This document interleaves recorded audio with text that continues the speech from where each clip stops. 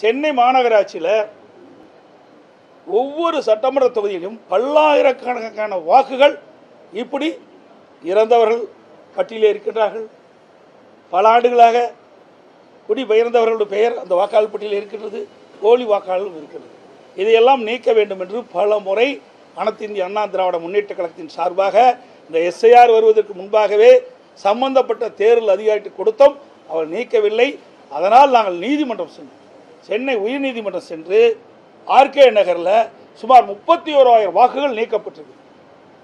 கரூரில் 10,000 வாக்குகள் நீக்கப்பட்டிருக்கிறது. அதோட இப்போ டி நகரில் பல்லாயிரக்கணக்கான வாக்குகள் இறந்தவர்கள் குடிபெயர்ந்தவர்கள் அதோட இரட்டை வாக்காளர் இருப்பதையெல்லாம் கண்டறியப்பட்டு நீதிமன்றத்தில் வழக்கு தொடர்ந்தோம். அப்போ தேர்தல் ஆணையம் இந்த எஸ்ஐஆர் பணி மேற்கொள்கின்ற பொழுது இதையெல்லாம் கவனத்தில் எடுத்துக்கொண்டு இறந்தவர்களும் குடிபெயர்ந்த மாற்று இடத்தில் குடிபெயர்ந்தவர்கள் இரட்டை வாக்காளர் தான் நீக்கன்னு சொல்லியிருக்கிறாங்க. இப்படி பல்லாயிரக்கணக்கான வாக்குகள் இதில் இடம்பெற்றிருக்குது. தேர்தல் வருகின்ற பொழுது இதையெல்லாம் பயன்படுத்தி திமுக வேட்பாளருக்கு ஆதரவாக கள்ள ஓட்டு போடுவது, திருட்டு ஓட்டு போடுவது, அதுதான் அதிர்ச்சி அடைஞ்சிருக்கிறாங்க. ஆகவே எஸ்ஐஆர் பணி முழுமையாக நிறைவேற்றப்பட்டு விட்டால் இந்த இறந்தவர்கள் வாக்கு நீக்கப்பட்டு விடுவார்கள். அதில் முறைகேடாக இருக்கின்ற வாக்காளர் பட்டியலிருந்து வெடித்து விடுவார்கள். அதனால் திருட்டு ஓட்டு போட முடியாது.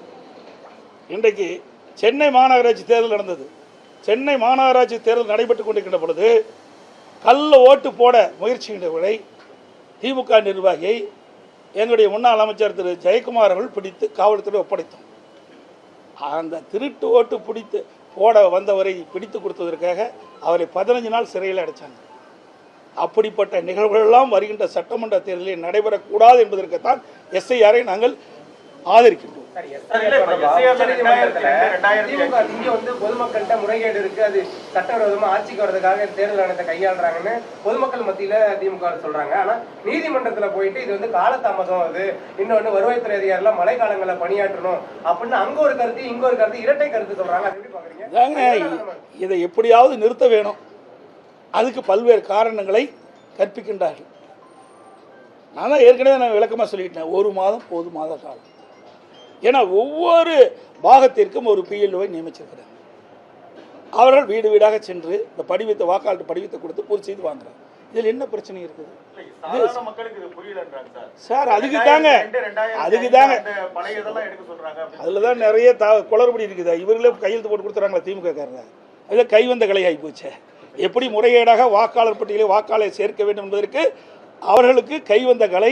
அப்படிப்பட்ட நிலையெல்லாம் மாற்றி அமைக்க வேண்டும் என்பதற்குத்தான் இந்த எஸ்ஐஆர் பணி முழுமையாக நேர்மையாக நடைபெற வேண்டும் என்பதற்கு தான் இதையெல்லாம் கொடுத்துருக்குறாங்க.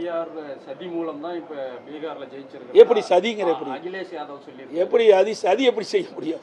வாக்காளர் பட்டியலில் போட்டால் தாங்க செய்ய முடியும்.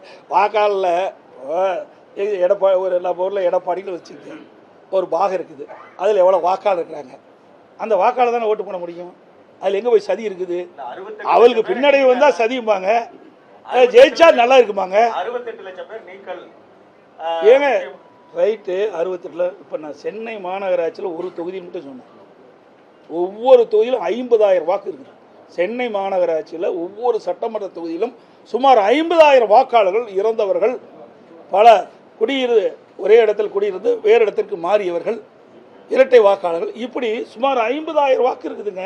அதுக்கு தான் உதாரணமாக சொன்னேன்.